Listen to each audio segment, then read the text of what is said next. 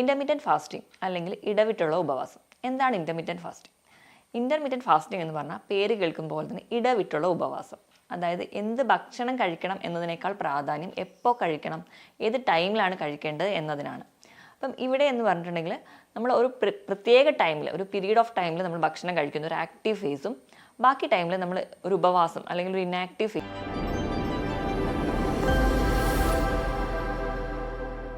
ശരീരഭാരം കുറയ്ക്കാൻ വേണ്ടി ഈ അടുത്തിടെയായിട്ട് പല വഴികളും നമ്മൾ തേടാറുണ്ട്.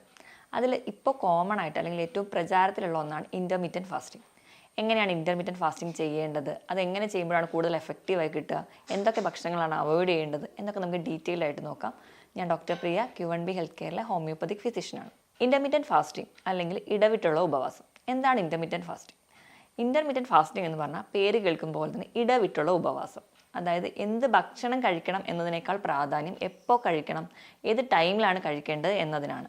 അപ്പം ഇവിടെ എന്ന് പറഞ്ഞിട്ടുണ്ടെങ്കിൽ നമ്മൾ ഒരു പ്രത്യേക ടൈമിൽ, ഒരു പീരീഡ് ഓഫ് ടൈമിൽ നമ്മൾ ഭക്ഷണം കഴിക്കുന്ന ഒരു ആക്റ്റീവ് ഫേസും ബാക്കി ടൈമിൽ നമ്മൾ ഒരു ഉപവാസം അല്ലെങ്കിൽ ഒരു ഇനാക്റ്റീവ് ഫേസുമായിട്ടാണ് ഡിവൈഡ് ചെയ്തിരിക്കുന്നത്.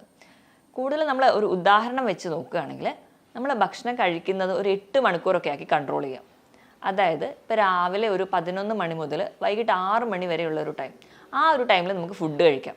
അപ്പം എന്തും ഫുഡ് കഴിക്കാം എന്നല്ല, നമ്മുടെ ഒരു മിനിമം നമ്മൾ എന്നും കഴിക്കുന്ന ഒരു ഫുഡ് തന്നെ ഡിവൈഡ് ചെയ്ത് കഴിക്കാം. കണ്ടിന്യൂസ്ലി ഫുഡ് കഴിക്കുക എന്നല്ല, പകരം ഇപ്പോൾ 11 മണി മുതൽ 6 മണി വരെ ആ ഒരു പീരീഡിലാണ് നിങ്ങൾ ഇൻ്റർമീഡിയറ്റ് ഫാസ്റ്റിങ്ങിനായിട്ട് തിരഞ്ഞെടുക്കുന്നതെങ്കിൽ രാവിലെ 11 മണിക്ക് സ്റ്റാർട്ട് ചെയ്യാം. 11 മണിക്ക് നിങ്ങൾ നിങ്ങളുടെ ബ്രേക്ക്ഫാസ്റ്റ് കഴിക്കുന്നു, ഉച്ചയ്ക്ക് ഒരു 2 മണിക്കാക്കുക, വൈകുന്നേരം ഒരു 6 മണിയോടുകൂടി നിങ്ങൾ ഡിന്നറാക്കി സ്റ്റോപ്പ് ചെയ്യുക. ബാക്കി ടൈമിൽ, ബാക്കി ആ ഒരു പീരീഡിൽ നിങ്ങൾക്ക് എന്താ ചെയ്യേണ്ടതെന്ന് വെച്ചിട്ടുണ്ടെങ്കിൽ നിങ്ങൾക്ക് ഫുഡ് കഴിക്കുന്നതിന് പകരം വെള്ളം കുടിക്കാം, ചായ കാപ്പിയൊക്കെ കുടിക്കാം, മധുരമില്ലാതെ. അങ്ങനെ മധുരമായിട്ടുള്ള ജ്യൂസുകളോ അതൊക്കെ അവോയ്ഡ് ചെയ്യുക. സാധാ വെള്ളം തന്നെ കുടിച്ച് നിങ്ങൾക്ക് ഫാസ്റ്റ് ചെയ്യാവുന്നതാണ്. അപ്പോൾ ഇൻ്റർമീഡിയറ്റ് ഫാസ്റ്റിംഗ് ചെയ്യുമ്പോൾ ശ്രദ്ധിക്കേണ്ട കാര്യം എന്ന് വെച്ചിട്ടുണ്ടെങ്കിൽ നമ്മളൊരു ആക്റ്റീവ് ആയിട്ടിരിക്കുന്നത്, അതായത് മെൻ്റലി ഫിസിക്കലി ഒക്കെ ആക്റ്റീവ് ആയിരിക്കുന്ന ഒരു പീരീഡിൽ തന്നെ ഭക്ഷണം കഴിക്കാൻ വേണ്ടി ശ്രദ്ധിക്കുക. അപ്പോൾ അതുകൊണ്ടാണ് ഞാൻ രാവിലെ 11 മണി മുതൽ ഒരു 6 മണി എന്ന് പറയുന്നതാണ് ഏറ്റവും ബെസ്റ്റ് ടൈം എന്ന് പറയുന്നത്. നമ്മളപ്പം ഫിസിക്കലി ആണെങ്കിലും മെൻ്റലി ഒക്കെ ആക്റ്റീവാണ്. അപ്പോൾ നമ്മൾ കഴിക്കുന്ന ഭക്ഷണമാണെങ്കിൽ പോലും അപ്പം തന്നെ യൂസ് ചെയ്യാനുള്ളതേ ഉണ്ടാവുള്ളൂ. ഇനി അതിൽ കുറച്ച് ബാക്കി ഉണ്ടെങ്കിൽ തന്നെ അത് സ്റ്റോർ ചെയ്താൽ പോലും ഫാസ്റ്റിംഗ് ടൈമിൽ ബേൺ ചെയ്യാനുള്ളതേ ഉണ്ടാവുള്ളൂ.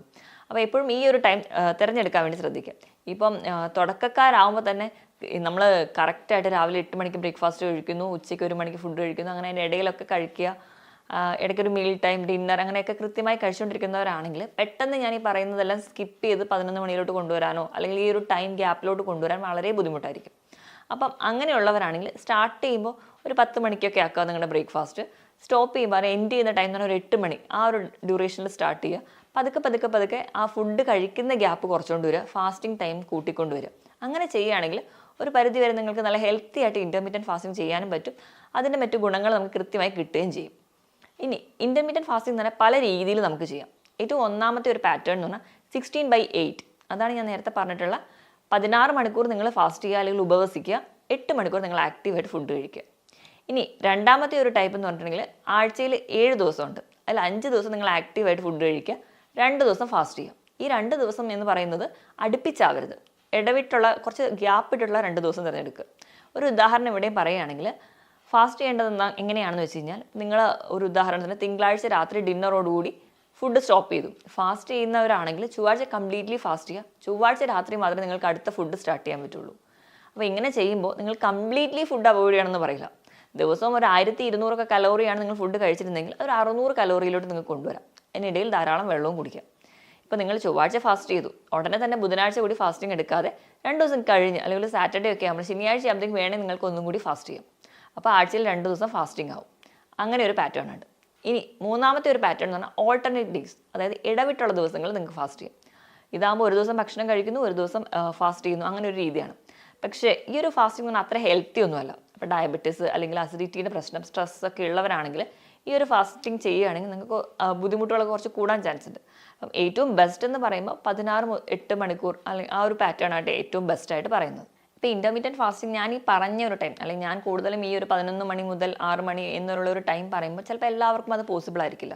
ചില ആൾക്കാർ എന്ന് പറഞ്ഞാൽ രാവിലെ നേരത്തെ എണീക്കുന്നവരായിരിക്കും. ഇപ്പോൾ രാവിലെ ഒരു 5 മണിക്കൊക്കെ എണീക്കുന്നവരാണെങ്കിൽ അവർക്ക് ഒരു കുറച്ച് സമയം കഴിയുമ്പോഴത്തേക്കും അവർക്ക് വിശക്കാൻ തുടങ്ങും. അവർക്ക് ഒരു 11 മണി വരെ ഒന്നും പിടിച്ചിരിക്കാൻ പറ്റിയെന്ന് വരില്ല.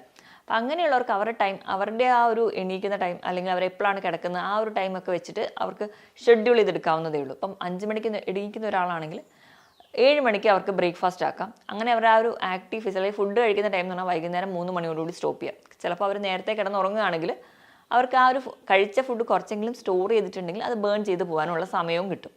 ഇനിയിപ്പോൾ നിങ്ങൾ കുറച്ചും കൂടി കഴിഞ്ഞിട്ടാണ് എണീക്കുന്നതെങ്കിൽ നിങ്ങൾക്കതൊരു 10 മണി മുതൽ 6 മണി വരെ ഫുഡ് കഴിക്കുന്ന ടൈമാക്കി എടുക്കാം. ഇനി ചില ആൾക്കാരാണെങ്കിൽ വളരെ ലേറ്റായിട്ട് എണീക്കുന്നവരായിരിക്കും, 11 മണിക്ക് 12 മണിക്കൊക്കെ എണീക്കുന്ന ശീലമുള്ളവരാണെങ്കിൽ നിങ്ങൾക്കത് ഉച്ചയ്ക്ക് 2 മണി തൊട്ട് രാത്രി വരെ നീണ്ടു നിൽക്കുന്ന രീതിയിൽ ഫുഡ് കഴിക്കുന്നതാക്കാം. പക്ഷേ ഇതൊട്ടും ഹെൽത്തി അല്ല. കാരണം നമുക്കറിയാം നമ്മൾ മലയാളികൾ പൊതുവേ ഫുഡ് അല്ലെങ്കിൽ കഴിക്കുന്നതെന്ന് പറഞ്ഞാൽ രാത്രിയാണ്. അതുകൊണ്ട് തന്നെയാണ് ജീവിതശൈലി രോഗങ്ങൾ നമുക്ക് വളരെയധികം കൂടുന്നത്. നമ്മൾ മാക്സിമം ചെയ്യുന്ന പരിപാടി എന്ന് വെച്ചിട്ടുണ്ടെങ്കിൽ രാവിലെ സ്കൂളിൽ പോകാൻ, കോളേജിൽ പോകാൻ അല്ലെങ്കിൽ ജോലിക്ക് പോകുമ്പോഴൊക്കെ ബ്രേക്ക്ഫാസ്റ്റ് അങ്ങ് സ്കിപ്പ് ചെയ്യും. ബ്രേക്ക്ഫാസ്റ്റ് സ്കിപ്പ് ചെയ്തിട്ട് ഉച്ചയ്ക്ക് അത്യാവശ്യമൊക്കെ കഴിക്കും. വൈകുന്നേരം വരുമ്പോൾ ഒരു ചായയിൽ തുടങ്ങി ഡിന്നർ വരെ ഭയങ്കര ഹെവി അല്ലെങ്കിൽ കണ്ടിന്യൂസ് ആയിട്ട് ഫുഡ് കഴിക്കും. ഇങ്ങനെ ഒരു ഫുഡ് കഴിക്കുന്നതുകൊണ്ട് തന്നെയാണ് നമുക്ക് കുടവയറും അല്ലെങ്കിൽ മറ്റ് ജീവിതശൈലി രോഗങ്ങളൊക്കെ ഉണ്ടാവുന്നത്. അപ്പം നിങ്ങൾ എപ്പോഴും ഓർക്കേണ്ടത് ബ്രേക്ക്ഫാസ്റ്റ് എപ്പോഴും രാജാവിനെ പോലെ കഴിക്കുക. ഫുഡ് ഇങ്ങനെ കുറച്ചുകൊണ്ടാണ് വരേണ്ടത്. നമ്മൾ നേരെ തിരിച്ചാണ് കഴിക്കുക. രാവിലെ കുറച്ച് കഴിക്കും, പിന്നെ ഉച്ചയ്ക്ക് കുറച്ചും കൂടി കൂട്ടും, രാത്രി കൂടുതൽ കഴിക്കും. അപ്പോൾ നിങ്ങൾ ഉച്ചയ്ക്ക് തൊട്ടിട്ട് രാത്രി വരെയാണ് നിങ്ങൾ ഇൻ്റർമീഡിയറ്റ് ഫാസ്റ്റിംഗ് എടുക്കുന്നതെങ്കിൽ നിങ്ങൾക്കത് എടുക്കാവുന്നതാണ്. പക്ഷേ വേണ്ടത്ര രീതിയിൽ നിങ്ങൾക്ക് ഒരു കൃത്യമായ റിസൾട്ട് കിട്ടിക്കോണമെന്നില്ല. അതുമല്ല അത് അത്ര ഹെൽത്തി ആയിട്ട് ഞാൻ പറയുന്നുമില്ല. അപ്പോൾ ഏറ്റവും ബെസ്റ്റ് ടൈം എന്ന് പറയുന്നത് ഒരു 10 മണിയിലോ 11 മണിയിലോ സ്റ്റാർട്ട് ചെയ്ത് വൈകിട്ട് ഒരു 6 മണിയോടുകൂടി സ്റ്റോപ്പ് ചെയ്യുന്നതായിരിക്കും. അപ്പോൾ അങ്ങനെ ചെയ്യുമ്പോൾ ഉള്ള ഗുണം എന്ന് പറഞ്ഞു കഴിഞ്ഞാൽ നമ്മൾ കഴിക്കുന്ന ഫുഡ് നമുക്ക് തന്നെ യൂസ് ചെയ്യാനുള്ളതേ ഉണ്ടാവുള്ളൂ. കാരണം നമ്മൾ ഹൈ കലോറി ഫുഡുകളൊന്നും അങ്ങനെ കഴിക്കുന്നുണ്ടാവില്ല. എപ്പോഴും എല്ലാ ഫുഡും നമുക്ക് കഴിക്കാവോ എന്നൊക്കെ ഡൗട്ട് ഉണ്ടാവും. ഇൻ്റർമീഡിയറ്റ് ഫാസ്റ്റിങ്ങിന് ഞാൻ തുടക്കത്തിൽ പറഞ്ഞ പോലെ സമയമാണല്ലോ പ്രധാനം. പക്ഷേ എല്ലാ ഫുഡും വലിച്ചു വാരി കഴിക്കരുത്. ഒരു നിയന്ത്രണം ഫുഡിൽ വേണം. ഫുഡിന് നിയന്ത്രിക്കുന്നതിനോടൊപ്പം കൃത്യമായൊരു ടൈമും ഉണ്ട്. അതോടൊപ്പം തന്നെ വേണ്ട രീതിയിൽ നമുക്കൊരു ആക്റ്റീവായിട്ടുള്ള ഒരു എക്സസൈസ് കൂടി ഉണ്ടെങ്കിൽ നിങ്ങൾക്ക് കൃത്യമായ ഒരു റിസൾട്ട് ഇൻ്റർമീഡിയറ്റ് ഫാസ്റ്റിങ്ങിലൂടെ ലഭിക്കുന്നതാണ്. ഇൻ്റർമീഡിയറ്റ് ഫാസ്റ്റിംഗ് എന്ന് പറയുമ്പോൾ നമുക്ക് ഭക്ഷണം കഴിച്ച് എങ്ങനെ വെയിറ്റ് കുറയ്ക്കാം, ഈ ഒരു ചിന്താഗതി കൊണ്ട് തന്നെയാണ് നമ്മളെല്ലാവരും ഇൻ്റർമീഡിയറ്റ് ഫാസ്റ്റിങ്ങിനെ കുറിച്ച് കൂടുതൽ അന്വേഷിക്കുന്നത്. പക്ഷേ ഒരു വെയിറ്റ് കുറയ്ക്കുന്നതിലും അപ്പുറം ഒരുപാട് ഗുണങ്ങൾ ഇൻ്റർമീഡിയറ്റ് ഫാസ്റ്റിങ്ങിലുണ്ട്. അതെന്തൊക്കെയാണെന്ന് നോക്കാം. ഇൻ്റർമീഡിയറ്റ് ഫാസ്റ്റിംഗ് എന്ന് പറഞ്ഞാൽ നമ്മുടെ ശരീരം എന്ന് പറഞ്ഞാൽ നമ്മുടെ ശരീരത്തിൽ ഒരുപാട് കോശങ്ങളുണ്ട്. ട്രില്യൺസ് ഓഫ് സെൽസ് ഉണ്ടെന്നാണ് പറയപ്പെടുന്നത്. അപ്പോൾ ഈ കോശങ്ങളിലൊക്കെ ദിവസവും പ്രവർത്തനങ്ങൾ നടന്നുകൊണ്ടിരിക്കുക. നമ്മൾ ജനിച്ച് നമ്മളൊരു ഭ്രൂണമായിരിക്കുന്ന സമയം തൊട്ട് ഇതിങ്ങനെ വളർന്നുകൊണ്ടേയിരിക്കുക. നമ്മുടെ മരണം വരെ ഈ കോശങ്ങളിൽ ഇങ്ങനെ പ്രവർത്തനം നടന്നുകൊണ്ടേയിരിക്കുകയാണ്. അപ്പോൾ നമ്മളൊരു ഫുഡ് കൺട്രോളും അല്ലെങ്കിൽ ആ ഒരു കൃത്യമായൊരു പാറ്റേൺ ഉണ്ടാകുമ്പോൾ ഈ കോശങ്ങൾക്ക് ചെറിയൊരു റെസ്റ്റ് കിട്ടുന്നുണ്ട്. അപ്പോൾ കൃത്യമായൊരു റെസ്റ്റ് കോശങ്ങൾക്ക് കിട്ടുന്നതുകൊണ്ട് തന്നെ അവർക്ക് ചെറിയ ചെറിയ പരിക്കുകളോ അല്ലെങ്കിൽ ചെറിയ ചെറിയ പ്രശ്നങ്ങളൊക്കെ ഉണ്ടെങ്കിൽ അതൊന്ന് റിപ്പയർ ആവുന്ന ടൈമാണ് ഈ ഒരു ഫാസ്റ്റിംഗ് എന്ന് പറയുന്നത്. അപ്പോൾ കൃത്യമായ ഒരു ക്ലീനിങ് പ്രോസസ്സ് ഈ കോശങ്ങളിലൊക്കെ നടക്കുന്നുണ്ട്. അപ്പം നമുക്ക് ഒരുപാട് വേസ്റ്റ് മെറ്റീരിയൽ എല്ലാം പുറന്തള്ളുന്നുണ്ട്. അപ്പം അങ്ങനെ വരുമ്പോൾ നിങ്ങൾ ധാരാളം വെള്ളം കൂടി ഈ ഇൻ്റർമീഡിയറ്റ് ഫാസ്റ്റിങ്ങിൽ കുടിക്കണം എന്ന് പറയുന്നതിന് ഒരു കാരണം ഇത് തന്നെയാണ്. കോശങ്ങളൊക്കെ ഉണ്ടാകുന്ന ഈ വേസ്റ്റ് പ്രൊഡക്ട്സ് ഇതൊക്കെ പുറത്തേക്ക് മൂത്രത്തിലൂടെയും മലത്തിലൂടെയും പുറന്തള്ളണമെങ്കിൽ നമ്മൾ കൃത്യമായി വെള്ളം കുടിക്കണം. അപ്പം നമ്മുടെ ശരീരത്തിൽ പല രോഗാണുക്കൾ കയറി, ബാക്ടീരിയ വൈറസൊക്കെ കയറി ചെറിയ കോശങ്ങൾക്കൊക്കെ ഇൻഫെക്ഷനൊക്കെ ഉണ്ടാകുമ്പം ഈ കോശങ്ങളൊക്കെ അവിടെ റിപ്പയർ ചെയ്യാതെ കിടക്കുകയായിരിക്കും. കാരണം നമ്മൾ എപ്പോഴും ഭക്ഷണം കഴിക്കുന്നു, നമ്മളിങ്ങനെ നമ്മുടെ കോശങ്ങളെ കൊണ്ട് പണിയെടുപ്പിച്ചുകൊണ്ടേ ഇരിക്കുക. അപ്പം ഈ ഒരു ടൈം, ഈ ഒരു ഫാസ്റ്റിംഗ് ടൈം ആകുമ്പോൾ നമുക്ക് ഈ കോശങ്ങൾ, ഇത് ഓട്ടോഫാജി എന്ന് പറയും, അതായത് ഈ ഒരു റിപ്പയർ വന്ന കോശങ്ങളൊക്കെ ക്ലീൻ ഔട്ട് ചെയ്യാൻ വേണ്ടി സഹായിക്കുന്നുണ്ട്. രണ്ടാമത്തെ ഒരു ഗുണം എന്ന് വെച്ചിട്ടുണ്ടെങ്കിൽ നമ്മുടെ ശരീരത്തിൽ ഹോർമോൺസിൻ്റെ ലെവലൊക്കെ കൃത്യമായിട്ട് മെയിൻറ്റെയിൻ ചെയ്യാൻ സഹായിക്കുന്നുണ്ട്. ഹോർമോൺസിൻ്റെ ലെവൽ മെയിൻറ്റെയിൻ ചെയ്യാൻ എന്ന് പറയുമ്പോൾ തന്നെ ഇൻസുലിൻ്റെ ലെവൽ വളരെ പ്രധാനമാണ്. ഇൻസുലിൻ്റെ ലെവൽ എങ്ങനെ കൺട്രോൾ ചെയ്യുന്നു, ആ ഇൻസുലിൻ ലെവൽ കുറയ്ക്കുകയും അതുവഴി നമുക്ക് പ്രമേഹ രോഗ സാധ്യത കുറയ്ക്കുന്നു, പ്രമേഹമുള്ളവർക്ക് കൺട്രോൾ ചെയ്യാൻ പറ്റുന്നു. ഇൻസുലിൻ ശരീരത്തിൽ കുറയുമ്പോൾ തന്നെ നമ്മുടെ ഫാറ്റ് മെറ്റബോളിസം കുറച്ചുകൂടെ ആക്റ്റീവ് ആവും. ഫാറ്റ് മെറ്റബോളിസം ആക്റ്റീവ് ആവുന്നതിൻ്റെ ഭാഗമായിട്ട് നമ്മുടെ ശരീരത്തിൽ അടിഞ്ഞു കിടക്കുന്ന കൊഴുപ്പുകളൊക്കെ ഉരുക്കി പോകാൻ തുടങ്ങും. അപ്പോൾ അതിൻ്റെ ഭാഗമായിട്ട് ആദ്യം ഈ വിസറൽ ഫാറ്റ് എന്ന് പറഞ്ഞാൽ നമ്മുടെ ഓരോ അവയവങ്ങൾക്ക് ഇടയിൽ കാണുന്ന ഫാറ്റാണ്. അതുപോലെ തന്നെ സബ്ക്യൂട്ടേനിയസ് ഫാറ്റ്, നമ്മുടെ ത്വക്കിൻ്റെ താഴെ കാണുന്ന ഈ ഫാറ്റൊക്കെ അമിതമായി കിടക്കുന്നുണ്ടെങ്കിൽ അതൊക്കെ ബേൺ ചെയ്ത് പോകുന്നതായിട്ട് കാണാം. അതുവഴി നമുക്ക് വെയിറ്റ് കുറയുന്നുണ്ട്, കൊളസ്ട്രോൾ കുറയുന്നുണ്ട്, പ്രമേഹമൊക്കെ നിയന്ത്രിക്കാൻ പറ്റുന്നുണ്ട്. ഇനി മൂന്നാമതായിട്ട് ഗ്രോത്ത് ഹോർമോണിൻ്റെ ലെവൽ കൂട്ടും. ഗ്രോത്ത് ഹോർമോണിൻ്റെ ലെവൽ കൂട്ടുന്നത് വഴി നമ്മുടെ മസിൽസൊക്കെ കുറച്ചുകൂടെ ആക്റ്റീവ് ആക്കും, അല്ലെങ്കിൽ മസിലിന് ഒരു വെയിറ്റ് ഗെയിൻ കാണും. അതിന് കാരണം എന്ന് വെച്ചിട്ടുണ്ടെങ്കിൽ നമുക്ക് ശരീരത്തിൽ അമിതമായി കിടക്കുന്ന ഈ ഫാറ്റ് ബേൺ ചെയ്തിട്ടാണ്. അപ്പോൾ അതുവഴി നമുക്ക് ഈ ഒരു കൊളസ്ട്രോൾ ലെവലും അല്ലെങ്കിൽ മറ്റ് നമ്മുടെ ജീവിതശൈലി രോഗങ്ങളെയൊക്കെ കൺട്രോൾ ചെയ്യാൻ പറ്റും. നമ്മുടെ ഹൈറ്റിനനുസരിച്ച് നമ്മുടെ ബോഡി വെയിറ്റ് മെയിൻറ്റെയിൻ ചെയ്യാൻ ഒക്കെ നമ്മളെ സഹായിക്കുന്നുണ്ട്. മൊത്തത്തിൽ ഒരു പോസിറ്റീവ് ചേഞ്ച് അവിടെ ഉണ്ടാക്കുന്നുണ്ട്. ഇനി നാലാമതായിട്ടൊരു ഗുണം എന്ന് പറഞ്ഞിട്ടുണ്ടെങ്കിൽ നമ്മുടെ ശരീരത്തിൽ ചില രോഗങ്ങളൊക്കെ വരാനുള്ള ഒരു ജീൻ, അല്ലെങ്കിൽ നമുക്ക് ഭാവിയിൽ ആ രോഗങ്ങൾ വരാനുള്ള ജീൻസൊക്കെ നമ്മൾ ജനിക്കുമ്പോഴേ നമ്മുടെ ശരീരത്തിൽ ഉണ്ടായിരിക്കും. ഈ ജീൻസൊക്കെ എക്സ്പ്രസ് ചെയ്യാതെ അതൊന്ന് ഇനാക്റ്റീവായി പോകാൻ ഈ ഒരു ഇൻ്റർമീഡിയറ്റ് ഫാസ്റ്റിംഗ് സഹായിക്കുന്നുണ്ട്. അതുപോലെ തന്നെ വെയിറ്റ് കുറയ്ക്കാൻ നമ്മുടെ ഹൃദയത്തിൻ്റെ ആരോഗ്യം മെച്ചപ്പെടുത്തും. ഹൃദയത്തിൻ്റെ ആരോഗ്യം മെച്ചപ്പെടുത്തുന്നതിന് വഴി എന്ന് പറഞ്ഞിട്ടുണ്ടെങ്കിൽ കൊളസ്ട്രോളിൻ്റെ ലെവൽ മെയിൻറ്റെയിൻ ചെയ്യും. കൊളസ്ട്രോളിൻ്റെ ലെവൽ മെയിൻറ്റെയിൻ ചെയ്യുമ്പോൾ LDLൻ്റെ ലെവലും ട്രൈഗ്ലിസറൈഡിൻ്റെ ലെവൽ കുറയ്ക്കാനും HDLൻ്റെ ലെവൽ കൂട്ടാനും സഹായിക്കുന്നുണ്ട്. ക്യാൻസർ പോലെയുള്ള രോഗങ്ങളെ വരാതിരിക്കാൻ വേണ്ടിയിട്ട് ഒരു ആൻറ്റി ഓക്സിഡൻറ്റ് ഫംഗ്ഷനായിട്ട് ആക്ട് ചെയ്യുന്നുണ്ട്. തലച്ചോറിൻ്റെയൊക്കെ സ്ട്രെസ്സ് കുറയാൻ വേണ്ടി നമുക്ക് ഇൻ്റർമീഡിയറ്റ് ഫാസ്റ്റിംഗ് സഹായിക്കുന്നുണ്ട്. അതുവഴി നമുക്ക് അൾസിമേഷ്യസ് പോലെയുള്ള ഡിസീസസ് അതൊക്കെ നമുക്ക് തടയുന്നതായിട്ട് കാണുന്നുണ്ട്. മൊത്തത്തിൽ നമ്മുടെ ശരീരം ഒരു ആക്റ്റീവ് ഫേസിലോട്ട് വരും. നമുക്ക് വെയിറ്റ് കുറയ്ക്കാമെന്ന് മാത്രമല്ല, നമ്മൾ ചിലപ്പോൾ വെയിറ്റ് കുറയ്ക്കാൻ വേണ്ടി മാത്രമായിരിക്കും ഇൻ്റർമീഡിയറ്റ് ഫാസ്റ്റിംഗ് സ്റ്റാർട്ട് ചെയ്യുന്നതെങ്കിൽ അതിനോടൊപ്പം തന്നെ ഈ മറ്റ് ഗുണങ്ങളും നമുക്ക് കിട്ടുന്നുണ്ട്. അപ്പം മൊത്തത്തിൽ പറഞ്ഞിട്ടുണ്ടെങ്കിൽ ഇൻ്റർമീഡിയറ്റ് ഫാസ്റ്റിംഗ് ചെയ്തിട്ടുണ്ടെങ്കിൽ നമ്മൾ കൂടുതൽ വെയിറ്റ് കുറയ്ക്കുക അല്ലെങ്കിൽ ബോഡി വെയിറ്റ് റെഗുലേറ്റ് ചെയ്യുന്നതിനോടൊപ്പം തന്നെ നമ്മൾ കുറച്ചുകൂടി ഹെൽത്തി ആയിട്ടിരിക്കാൻ വേണ്ടി സഹായിക്കുന്നുണ്ട്. ഇനി ഇൻ്റർമീഡിയറ്റ് ഫാസ്റ്റിങ്ങിൽ എന്തൊക്കെ ഭക്ഷണം ഒഴിവാക്കണം നോക്കാം. നമ്മൾ ഏറ്റവും പ്രധാനം ടൈമിങ്ങിലാണെങ്കിലും നമ്മൾ എക്സസ് ആയിട്ടുള്ള എനർജി കിട്ടുന്ന അല്ലെങ്കിൽ ഹൈ കലോറി ഫുഡ്സൊക്കെ ഒഴിവാക്കണം. ഒരുപാട് വറുത്തതും പൊരിച്ചതും ട്രാൻസ് ഫാറ്റ്സ് അടങ്ങിയിട്ടുള്ളതും ഹൈ ഫ്രക്ടോസ് കോൺ സിറപ്പ് അടങ്ങിയിട്ടുള്ള മധുര പലഹാരങ്ങൾ, പാനീയങ്ങൾ, ഇങ്ങനെ കാർബണേറ്റഡ് ഡ്രിങ്ക്സ്, ബിവറേജസ്, മദ്യം, പുകവലി പോലെയുള്ള ശീലങ്ങളാണെങ്കിൽ ഇതൊക്കെ കംപ്ലീറ്റ്ലി ഒഴിവാക്കണം. കാരണം നമുക്കറിയാം, നമുക്ക് ധാരാളം വെള്ളം ആവശ്യമുള്ളൊരു സമയമാണ്. നമ്മൾ മദ്യപിക്കുന്ന ശീലം കൂടി അല്ലെങ്കിൽ ഒരുപാട് കഫീനോ അടങ്ങിയ ഭക്ഷണങ്ങളാണ് അല്ലെങ്കിൽ ആ ഡ്രിങ്ക്സാണ് നിങ്ങൾ ഉപയോഗിക്കുന്നതെങ്കിൽ നമ്മുടെ ശരീരത്തിൽ നിന്ന് വീണ്ടും ഡീഹൈഡ്രേഷൻ അല്ലെങ്കിൽ വെള്ളമെല്ലാം ഊറ്റിപ്പോകുന്നത് കാണാം. അപ്പം അങ്ങനെ വരുമ്പോൾ നമുക്ക് കൃത്യമായിട്ട് ആ ഒരു റിസൾട്ട് നമുക്ക് ഇൻ്റർമീഡിയറ്റ് ഫാസ്റ്റിങ്ങിൽ കിട്ടത്തില്ല. അപ്പം ഇങ്ങനത്തെ ശീലമൊക്കെ ഉള്ളവരാണെങ്കിൽ അത് ആദ്യം തന്നെ സ്റ്റോപ്പ് ചെയ്യുക. നമ്മൾ വൈകുന്നേരം പോയിട്ട് ഹൈ ഫ്രൈഡ് ആയിട്ടുള്ള ഫുഡ് അല്ലെങ്കിൽ ഹെവി ആയിട്ടുള്ള ഫുഡൊക്കെ കഴിക്കുന്ന ശീലമാണെങ്കിൽ അതൊക്കെ കംപ്ലീറ്റ്ലി മാറ്റി നമ്മുടെ നോർമലി നമ്മളെ വീട്ടിലേക്കുള്ള ഭക്ഷണങ്ങൾ നിങ്ങൾക്ക് എല്ലാം കഴിക്കാവുന്നതാണ്. അപ്പം അതുപോലെ തന്നെ നിങ്ങൾ കഴിക്കേണ്ടതെന്ന് വെച്ചിട്ടുണ്ടെങ്കിൽ കൂടുതലും പ്രോട്ടീൻ അടങ്ങിയ ഭക്ഷണങ്ങൾ കഴിക്കുക. അന്നജത്തിൻ്റെ അളവ് നല്ലപോലെ കുറയ്ക്കാൻ വേണ്ടി ശ്രദ്ധിക്കുക. ഇപ്പം നമ്മൾ ഒരുപാട് ചോറ് കഴിക്കുന്നവരാണെങ്കിൽ ചോറിൻ്റെ അളവ് കുറച്ചിട്ട് കറികൾ കൂടുതലായി കഴിക്കുക. പച്ചക്കറികളും പഴവർഗ്ഗങ്ങളും കഴിക്കുക. നമ്മൾ ജ്യൂസ് ആക്കി കഴിക്കുന്നതിന് ഏറ്റവും നല്ലതെന്ന് പറഞ്ഞാൽ ഫ്രൂട്ട്സ് ഒക്കെ കട്ട് ചെയ്ത് കഴിക്കാൻ വേണ്ടി ശ്രദ്ധിക്കുക. ഫൈബേഴ്സ് ഒക്കെ ധാരാളം കിട്ടാൻ വേണ്ടി, അല്ലെങ്കിൽ നമുക്ക് മൊത്തത്തിൽ നമ്മുടെ വയറൊക്കെ ഒന്ന് ക്ലീൻ ഔട്ട് എടുക്കണമെങ്കിൽ കൃത്യമായി ഫൈബർ അടങ്ങിയ ഭക്ഷണങ്ങളൊക്കെ കഴിക്കണം. അപ്പോൾ ഫൈബേഴ്സ് ഒക്കെ കഴിക്കാൻ വേണ്ടി ധാരാളം പച്ചക്കറികൾ നിങ്ങൾ ഉൾപ്പെടുത്താൻ വേണ്ടി ശ്രദ്ധിക്കുക. നമ്മുടെ നാടൻ പച്ചക്കറികളും നാടൻ പഴവർഗ്ഗങ്ങളൊക്കെ നിങ്ങൾ കഴിക്കാവുന്നതാണ്. ഇപ്പോൾ ഫ്രൂട്ട്സ് ഒക്കെ കഴിക്കുകയാണെങ്കിൽ ഹൈ കലോറിയാണ് നമ്മുടെ ചക്കപ്പഴം അല്ലെങ്കിൽ മാമ്പഴത്തിനൊക്കെ ഉള്ളത്. അത് നിങ്ങൾ മാക്സിമം കുറയ്ക്കുക. പകരം നിങ്ങൾക്ക് പേരയ്ക്ക, പപ്പായ, വാട്ടർമെലൺ അങ്ങനത്തെ ന്യൂട്രൽ ആയിട്ടുള്ള ഫ്രൂട്ട്സ് നിങ്ങൾ കഴിക്കാവുന്നതാണ്. ഈ ഫ്രൂട്ട്സ് ഒക്കെ കഴിക്കുക, അതുപോലെ വെജിറ്റബിൾസ് ഒക്കെ കഴിക്കുക. ധാന്യങ്ങളുടെ കേസ് എടുക്കുകയാണെങ്കിൽ തവിടോട് കൂടിയ ധാന്യങ്ങൾ, ഇപ്പോൾ ചോറ് കഴിക്കുകയാണെങ്കിൽ വെള്ള അരി ഉപയോഗിക്കാതിരിക്കുക, കുത്തരി ഉപയോഗിക്കാം. നിങ്ങൾക്ക് അതിനനുസരിച്ച് കൺട്രോൾ ചെയ്ത് ഉപയോഗിക്കാവുന്നേ ഉള്ളൂ. എല്ലാ ധാന്യങ്ങളും തവിടോട് അടങ്ങിയിട്ടുള്ളത് കഴിക്കുകയാണെങ്കിൽ അത് കുറച്ചും കൂടി നിങ്ങൾക്ക് നല്ലതാണ്. ഇപ്പം ഓയിലിൻ്റെ കേസ് എടുക്കുകയാണെങ്കിൽ വെർജിൻ കോക്കനട്ട് ഓയിൽ അല്ലെങ്കിൽ ഒലിവ് ഓയിലൊക്കെ നിങ്ങൾക്ക് ഉപയോഗിക്കുന്നത് വളരെ നല്ലത്. ഇപ്പോൾ സാലഡൊക്കെ കഴിക്കുമ്പോൾ ഒലിവ് ഓയിലുമായിട്ട് ചേർത്ത് കഴിക്കുകയാണെങ്കിൽ നിങ്ങൾക്ക് ഒമേഗ 3 ഫാറ്റി ആസിഡ്സും കിട്ടും. അതോടൊപ്പം തന്നെ നിങ്ങൾ ഹെൽത്തി ആയിട്ടുള്ള ഫാറ്റുമാണ് നിങ്ങൾക്ക് കിട്ടുക. ചെറിയ മത്സ്യങ്ങളൊക്കെ കഴിക്കുക.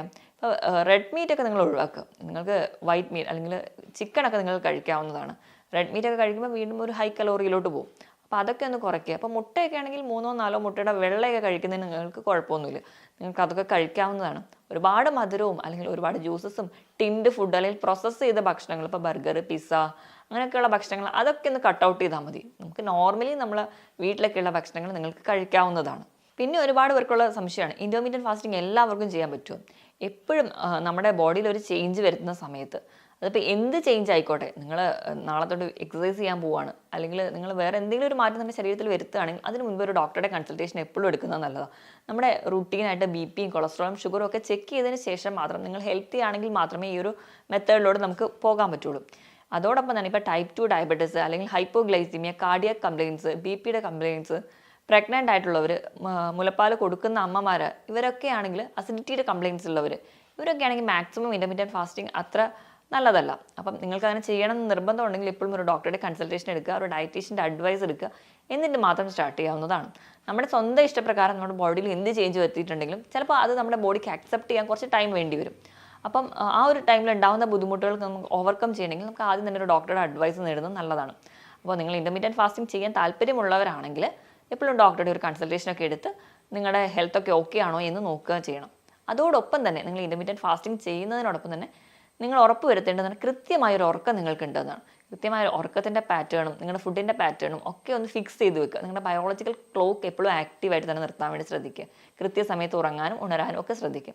ചെറിയ രീതിയിലുള്ള വ്യായാമങ്ങൾ നിങ്ങൾ ചെയ്യാവുന്നതാണ്. ഭയങ്കര കഠിനമായ വ്യായാമങ്ങളല്ല, ചെറിയ രീതിയിലുള്ള വ്യായാമങ്ങളൊക്കെ ചെയ്യുകയാണെങ്കിൽ നിങ്ങൾക്ക് ഈ വെയിറ്റ് ലോസ് എന്ന് പറയുന്നത് കുറച്ചുകൂടി ഈസി ആയിട്ട് ചെയ്യാൻ പറ്റുന്ന കാര്യമായിരിക്കും. അപ്പോൾ ഇങ്ങനെയൊക്കെ ചെയ്യുകയാണെങ്കിൽ നിങ്ങൾക്കൊരു പരിധി വരെ ഞാൻ ഈ പറഞ്ഞ ഗുണങ്ങളൊക്കെ കിട്ടുന്നതായിരിക്കും. എപ്പോഴും നമ്മൾ തുടക്കക്കാർ തന്നെ എനിക്ക് 16 മണിക്കൂർ തന്നെ എനിക്ക് ഫാസ്റ്റ് ചെയ്യണമെന്ന് വാശി പിടിക്കാതെ തുടക്കത്തിൽ ഒരു 12 മണിക്കൂറൊക്കെ ഫാസ്റ്റ് ചെയ്യാൻ വേണ്ടി തുടങ്ങുക. പിന്നെ അത് 14 മണിക്കൂറാക്കുക. പയ്യെ അത് കൂട്ടി ഒരു 16 മണിക്കൂറിലോട്ട് എത്തുക. അങ്ങനെ ചെയ്യുമ്പോൾ നിങ്ങൾക്ക് കൃത്യമായ ഒരു റിസൾട്ടും കിട്ടുന്നതാണ്. ഞാൻ ഈ പറഞ്ഞ കാര്യങ്ങളിൽ എന്തെങ്കിലും ഡൗട്ട് ഉണ്ടെങ്കിൽ നിങ്ങൾ താഴെ കാണുന്ന നമ്പറിൽ കോൺടാക്ട് ചെയ്യുക. മറ്റൊരു ഹെൽത്ത് ടോപ്പിക്കുമായിട്ട് വീണ്ടും കാണുന്നതുവരെ നന്ദി.